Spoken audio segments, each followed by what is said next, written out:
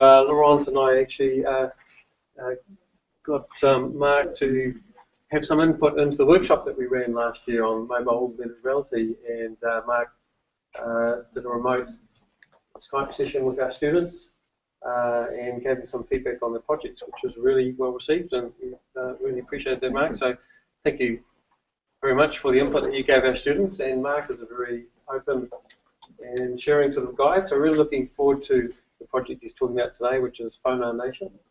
And it's a really interesting project. So over to Mark. Thank you. Quite a good pairing, I think, of the papers this afternoon. And what I'm going to talk about relates quite well, I think, to what David said about hashtags and the use of hashtags, and what Gerald Kahn talked about in terms of involving youth in digital production and what that means for them and what it could mean for their future work. So I'll talk about Phonar Nation and a little bit about Phonar, the course that preceded Phonar Nation. Phonar Nation is the course that's more centered on mobile production, but it arises out of another course that's been going for some time. As mentioned, I teach design at the Department of Applied Sciences at the University of Otago in Dunedin. I'm happy to be back for the second time. I don't get a bottle of wine for having attended all four yet, but future. I'll touch on a couple of points that are covered more in depth in the paper in terms of the background, some of the key trends that we're all familiar with, that we're seeing written up in documents like the Horizons report that comes out annually, talking about trends that we need to be aware of in the short, medium, and long term in terms of education. The evolution of online learning, ubiquity of social media, the integration of online, hybrid, collaborative learning, the shift from seeing students as consumers to seeing students as creators are things that are reported as in the near term. We're also hearing more about the importance of mobile media and how M-learning, as some call it, can change things going forward, and what the advantages of mobile media in the learning context are. Contingent learning, we can respond to environments in ways that we otherwise couldn't. Situated learning, we can incorporate our surroundings in the work that we're doing and provide feedback in real time. It's authentic learning. There's a direct relationship between the goals and the tasks, especially if the learning involves applying what we're learning in the context in which that learning is to be applied. If, for example, you're learning how to be a vet, and you could be accessing information while you're on a job placement, working with animals and so on, or learning about the landscape while you're standing in that landscape, seeing images that relate to the place that you're standing in. Context-aware learning, accessing the background information that's possible to access in real time with mobile technologies as you need to, and learning can be more personalized, and you can change the settings to suit you and see things in the order that makes most sense to you. I'll begin by talking a little bit about Phonar, short for photography and narrative. This is a course that is run out of Coventry University. It's been going since 2009. And the originator of this course, and the coordinator still, is Jonathan Worth.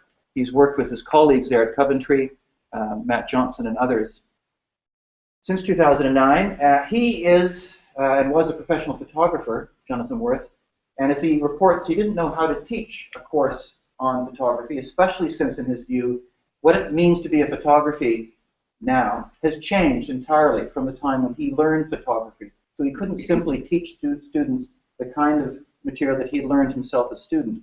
So he decided to crowdsource what the course should be, and he used his social media connections to ask people what he should cover, how he should cover it. So he opened up the discussion about what the course should be right from the outset. And the use of social media and his contacts and others who came to be interested in the course has continued to this day. They did release a mobile app in 2012 to help students access the material while they were out of the room, if you like.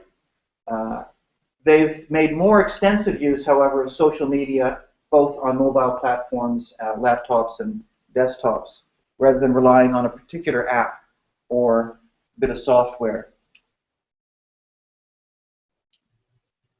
Twitter is extensively used, and the course is often known by its hashtag, #PhonarNation. And as he says, he uses Twitter as a listening device and as a means to tune the network.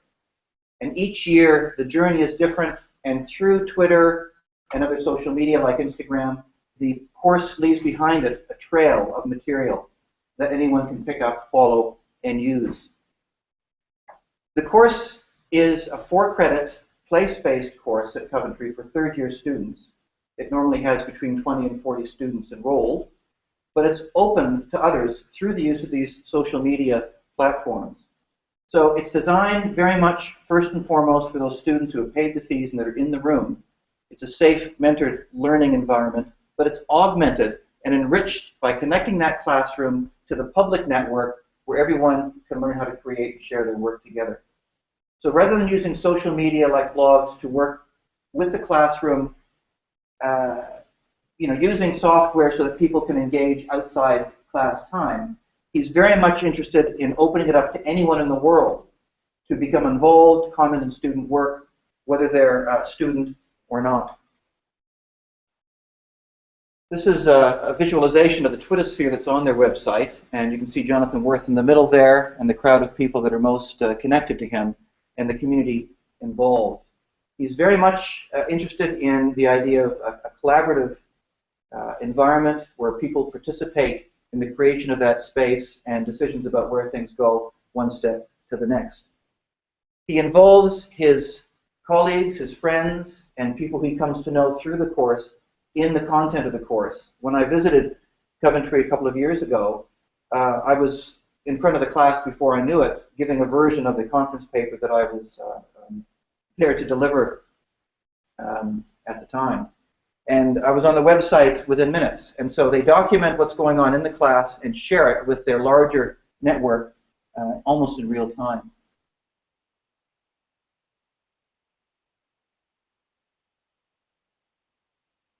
Of the Guardian's yearly listing of courses, and in terms of photography and filmmaking courses, it's top of the list in 2015. It's also the only course that is an open course, and it's the youngest course on the list. So I think it's quite a coup in the Guardian league tables of photography courses for Coventry to be right at the top. Also, because of the use of social media, the blog that started with the course in 2009 as an open space attracted in the first year about 9,000 people. There were 20 in the classroom. By the end of the third year, 2011, there were 30,000 people engaged in the course through the website in some way. So it very quickly got very large. And because of the use of social media, the intelligent use of hashtags curated in various ways, students, for example, in the class use Twitter, and at the end of every session, they use Storify to curate the messages that have been broadcast and make a record of that discussion that's then put on the website and elsewhere. So very much like we heard from David, the work is tagged with the hashtag, not just FONAR, but other hashtags related to projects, specific projects. And as long as it's got the hashtag on it, they know that they can gather up that material for any particular use in any other site and curate a discussion or a presentation. This course was one of 5 to win a prestigious contest, if you like, a challenge put out there by MIT and University of California, Irvine, a challenge to surface innovators who are building the future of higher ed using technology and practices that are open, like the web. Others, so FONAR is here. DS106 is another famous course. If you haven't seen it, I recommend that you Google it. It will come up very quickly. It uses the hashtag DS106. It's visible everywhere. Other very interesting projects worth investigating on the website, but I won't go further into them here. A little bit of background, because following their win, they were brought, Jonathan Worth went to California, Los Angeles. He was involved in discussions with the other winners in a symposium that was publicly broadcast. I followed it in real time as much as I could, to talk about what they could do from there. He was then, through meetings that he had, invited to get involved with a group or several groups that were related in America, beginning with the Digital Youth Network in Chicago, which created in 2013 the Chicago City of Learning, involving 100 organizations and about 100,000 students who earned digital badges for engaging in not-for-credit free courses in community centers, libraries, and elsewhere outside the formal schooling situation. So that was 2013 when the City of Learning got started in Chicago. And very quickly, later in that year, others came aboard. There are now about 6, I think, cities: Dallas, Los Angeles, a few others, Philadelphia, and another dozen or so have said they would join next year. So this is an effort at the community level to collaborate with other community activists in other cities who are interested in helping predominantly underprivileged youth, and there's a link partly with some of the work David was talking about earlier, in education involving connecting them with other young people through digital technologies, often mobile technologies. Connected learning is both a pedagogy or a philosophy, a set of ideas related to how people could use technologies to engage in online and place-to-place learning and make it relevant to the lives of the people involved, both young people and those that are in universities. And there's a network and useful documents and reports if you want to follow up on that. In this context, and in terms of the group that has called itself the Connected Learning Network, they define connected learning as something that involves learning principles, i.e. it's interest-powered, it's academically oriented, so even if they're non-credit courses, they involve academics and link the students to work that they might want to do if they went along further to study at a college or university. It's peer-supported, and the design principles include open networks, the use of open networks to engage with people without barriers and borders. It's production-centered, very much like what we're used to here. It's get your hands into it and do something, make things. And it involves shared purpose, so people find other people through shared interests, rather than because you happen to be signed up to the same course. It's who's interested, and how can I find those people online? The Connected Learning Alliance is a group of individuals and organizations that are keen on following through with this approach worldwide, and it's growing. It's new, relatively new, just a couple of years old, but it's growing very quickly. Howard Rheingold is one of the advocates, and he's very much involved. Others are people who you'd recognize if you follow this up. The use of digital badges is also important here. The way in which we can use alternative credentialing systems so that you get recognition for what you've done, even if it's not a formal qualification or credit. The Badge Alliance began with Mozilla and their work with badges a couple of years ago, and they're now working on this system that's larger than Mozilla that involves the ability for people to see what you've learned online and connect that learning and that credential with the project itself and with the organization that provided you with that badge. So quality assured, and with more information that you get than you get from a grade or assessment that you might get on a report or a document that comes out of the university. Just at the moment, there's an open course called Connected Courses that is being run to help people learn how to connect with one another and do this kind of thing collaboratively.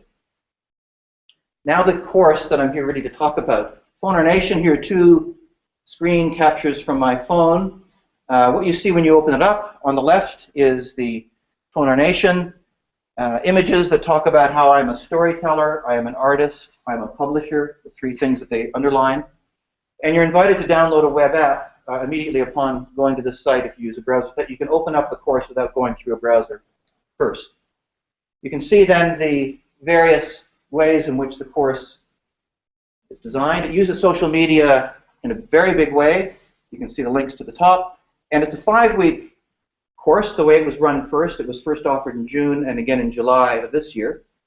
There were 5 exercises and 3 or more deeper projects you could do in each of these 5 weeks. So this is the learning for light, seeing the unseen, telling someone stories, making sense, and beyond pictures. In each of these 5 sections or sessions, there are these black icons that take you through how to do it. What's the task? How can you do more than what we're expecting you to do under Awesome? What tools are useful? What can we tell you about what other people have done that might be relevant? How can you go deeper? What badge might you earn? What contest is there this week that can gain you a prize? How do you share this work? What hashtag do you use for this project? And how can you engage socially with other people? So a little bit from that first task, looking for light. And underneath the task and the explanation at the bottom, because of the way the hashtags are used, all the images that have been posted to any social media site are there for you to see if they've used the appropriate hashtag. Phone Our Nation, and then usually the hashtag for this particular project, in this case, Nation Looking for Light, would allow your image to show up automatically underneath there. And you would see the same thing whether you're on the mobile app or a laptop or desktop. It scales automatically to suit. So here's a shot from my laptop, I think, to show you more images on one screen of some of the work that was submitted for that first assignment, the first challenge, and some of the comments that people made. Now this course, again, is not for credit. It's designed for less privileged youth who don't come from families that can afford expensive after-school programs, anyone from the ages of 12 to 18.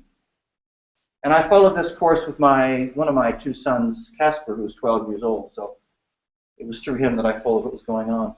The images that people create, and it is about photography, but it's really about digital literacy and how to operate in this increasingly networked mobile world, using photography as a way into some of these issues around copyright, around ethics, around what appropriate processes to use and practices if you're sharing your work online.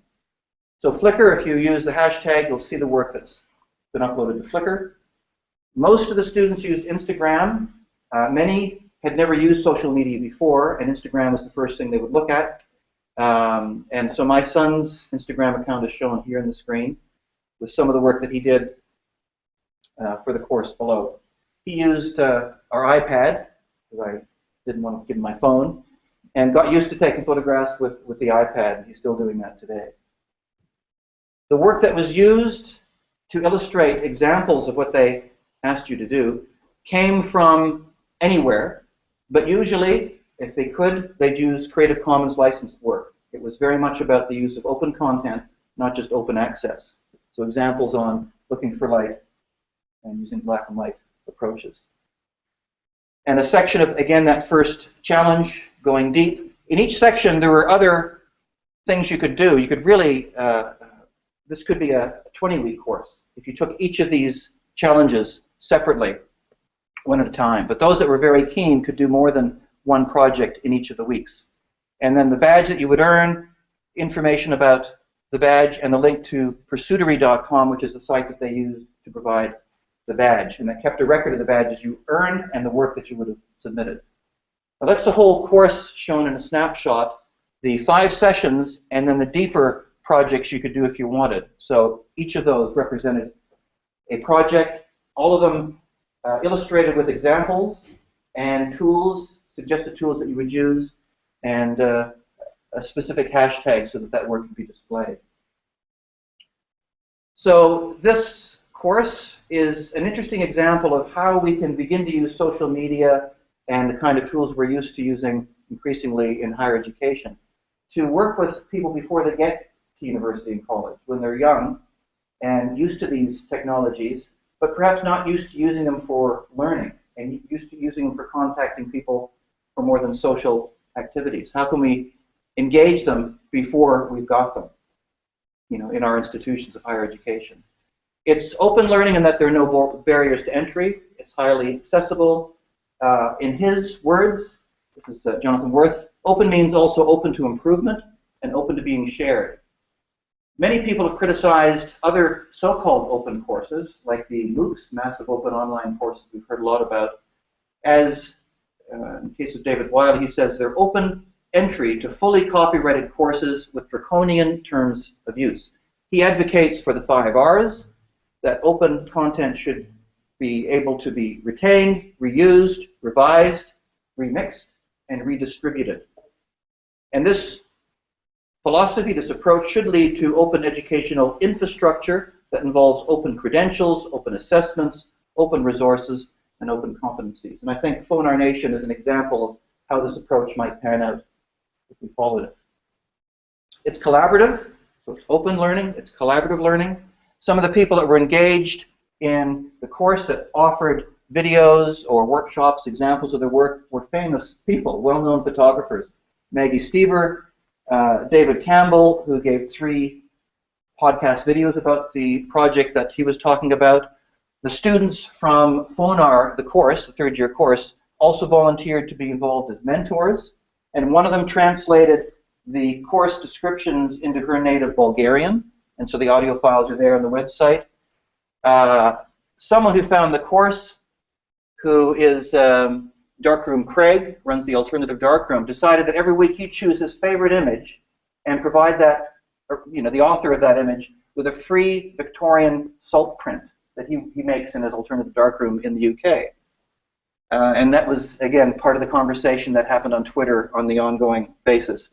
And Damien Drohan, working at the Bridgewater House Centre for Asylum Seekers in Ireland, offered his version of the course as one of the many mentors working across the world that picked up from these assignments and offered variations and additions as he saw fit. And they used their own hashtag, which was Nation Ireland.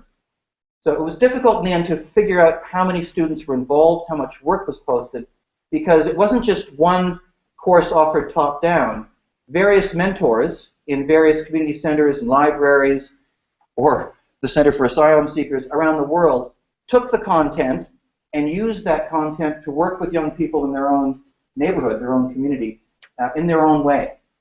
And there were no ways that you had to use the content that you normally would keep to the week-to-week schedule.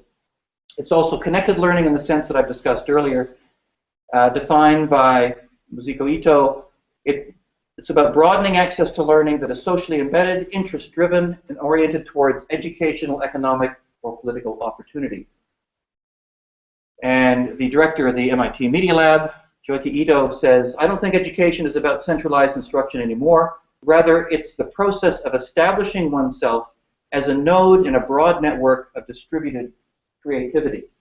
And this way in which you are involved in this network and learn to work with this network rather than have the network work on you is very much part of the philosophy that Jonathan Worth runs with. And as he says, students learn to speak clearly with images and engage a connected audience. They learn to leverage and to be empowered by the network rather than feeling anonymized by it." And this is, again, for people who are 13 or 12 to 18 years of age. So hopefully if they can learn those skills when they're just beginning to use mobile media and social media, when they get to higher education, they're expert at using these tools in ways that they are in control of and that are more empowering for them. I'll end with an image of my son who won one of the salt print images as part of the course. He was quite proud. This is a local school near where we live that he took a picture of, and he tilted the camera in a way that he thought looked cool on the iPad and posted that to his Instagram, and he won for the week, and he received that in the post, along with a t-shirt and some other gear about Phone Our Nation. So he was quite happy. Thanks very much.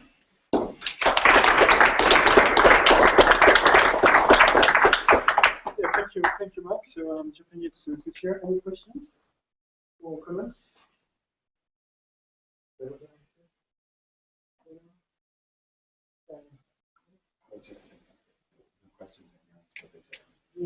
I was really impressed with the idea, because it's kind of foreign to me, of deciding that we can, those of us that are in higher education, could work with people in the community who are experts at dealing with, in this case, underprivileged youth, and help provide, because we've got a lot of this material, some content and some guidelines and some expert advice so that they can then work with people in the way that they know is best for them. It enlarges our reach enormously, and it gives us access to and a connection to a number of people who in the end we might see in our classrooms, and they'll be more than ready for what they see when they get here. It's a great model for a lot of the things that we're talking about. Oh yeah, I was thinking it's really, really inspiring, and I was really interested in some of the American institutions that you talked about. They have money in America. They have foundations who supply funding for this kind of thing to happen. Well, On that point, is anything being done for Detroit? In Detroit? They aren't yet one of the cities of learning, Connected Cities of Learning, but I wouldn't be surprised if they were to come on board. I thought that if there was a real need, Yes, that would be a place that would yes, you would think so. so that's why I was interested in looking at. But any city, you know, Dunedin, Auckland, any city in the world, we have people, young people in this case, who are not well connected, who don't come from privileged backgrounds, and could use the kind of mentoring, very much like the video project, where if they got involved, they'd find that this wasn't actually so bad. They would enjoy it more than school because it wasn't school, and they're learning skills that they didn't have before. They learn how to network with other people, and they've met people who can help them with those discussions about where do I go to from here? What are the possibilities? What might I do? It puts them in touch with mentors. And that's a difficult thing. You know, often it's difficult to know who to talk to. You can go online and you can read about things, but if you're not in a room with people who might be able to help you with questions about how do I take my interest further, it's difficult, especially when you're young, to know what to do.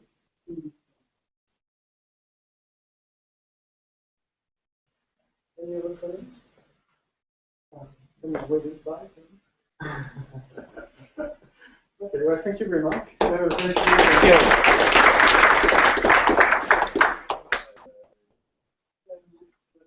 Nina traditions as well. Don't forget the road of the south. Thank you very much. And you're going down south very soon to Escalade. Very good, yes. Now, can I invite last speakers, the three of them, please? So we've got Judith, everyone. We've got Darren and Emile. Yes, please join us here. And you need to put the here on the iPad. You need to proceed. I sent you the slides and kept it myself. Have you got the thing